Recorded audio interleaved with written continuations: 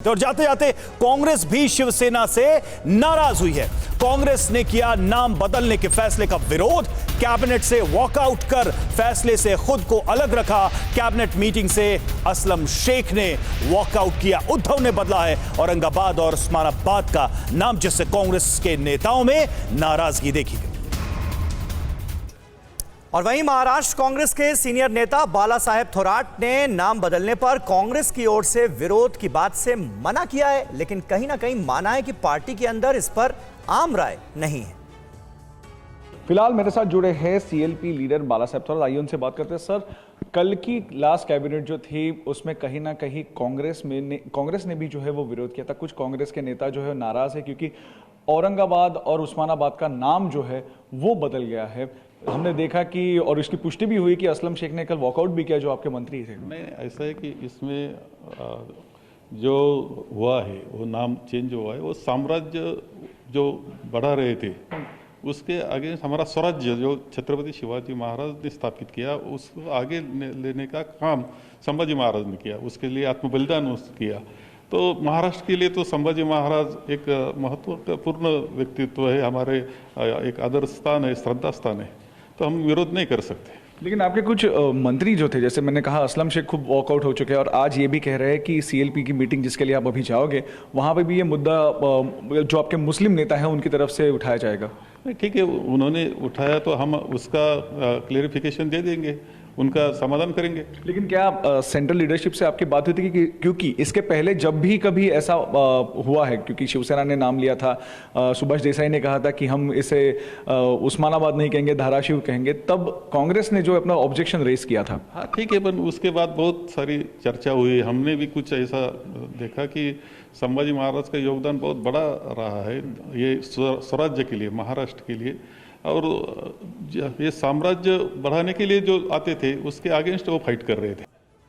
तो देखिए, ये है कांग्रेस का रुख। श्वेता शालिनी इस वक्त हमारे साथ मौजूद हैं, प्रवक्ता बीजेपी की। श्वेता जी, क्या आपको लगता है जिस तरह से आखिरी कैबिनेट मीटिंग में उद्धव ठाकरे ने ये हिंदुत्व कार्ड खेला है, भले ही कांग्रेस पार्टी में नाराजगी के सुर भी जो हैं वो नजर आए हों, उसको अलग रखते हुए ये भविष्य की राजनीति के संकेत दे रही है क्या शिवसेना या उद्धव ठाकरे? समीर जी, देखिए, दो चीजें कहना चाहूंगी। आज से 25 साल पहले भी कैबिनेट ने ये फैसला लिया था कि नाम बदल दिया जाएगा, लेकिन हाँ। क्या नाम बदला? बिल्कुल नहीं बदला, क्योंकि इसका एक बदलने का एक प्रोसीजर होता है। आपको नीचे से जितने कॉर्पोरेटर्स होते हैं, जितने एमएलए होते हैं, उनसे ये नाम मंगवाना होता है। उसके बाद लंबी कोर्ट की लड़ाई लड़नी पड़ती है। पिछली बार भी जब 25 साल पहले नाम बदला गया था तो फिर कोर्ट चले गए थे संभाजी नगर के अगेंस्ट और नाम बदला नहीं। पिछले 25 साल से हम उसे औरंगाबाद नाम से ही जानते हैं। तो मुझे ऐसा लगता है कि ठीक है, उद्धव जी देर आए दुरुस्त आए, लेकिन हम हमेशा से कहते आए हैं कि बहुत ही गलत सलाहकार के साथ वो या उन्होंने। लेकिन श्वेता जी, आपको ये लगता नहीं है कि उद्धव ठाकरे ने जाते जाते एक बहुत बड़ा कार्ड खेला है? खासकर हिंदुत्व के जो आरोप लगाए जा रहे थे, चाहे बीजेपी की ओर से हो या फिर एकनाथ शिंदे की ओर से, उसका बड़ा जवाब दिया उन्होंने। अंजलि जी, ऐसा है कि अब जनता जो है वो बहुत ज्यादा तेज हो गई है। वो केवल मात्र कार्ड खेलने से नहीं समझ जाती है, उसके पीछे भाग जाती है कि इनकी असली मंशा ये नहीं थी कि नाम बदलें। हाँ, केवल मात्र कार्ड खेलने की मंशा थी। लेकिन मैंने कहा कि बहुत अच्छी बात है, हिंदुत्व की तो जीत है और हम इसी बात पे खुश हैं। हम एक हिंदुत्व वाली पार्टी। तो आप ये मानती हैं क्या कि ये बीजेपी के दबाव का नतीजा है? क्योंकि हमने देखा, भले 100 करोड़ का वसूली कांड सामने आ गया, लेकिन भ्रष्टाचार से ज्यादा घेरा गया हिंदुत्व के मुद्दे पर उद्धव ठाकरे को।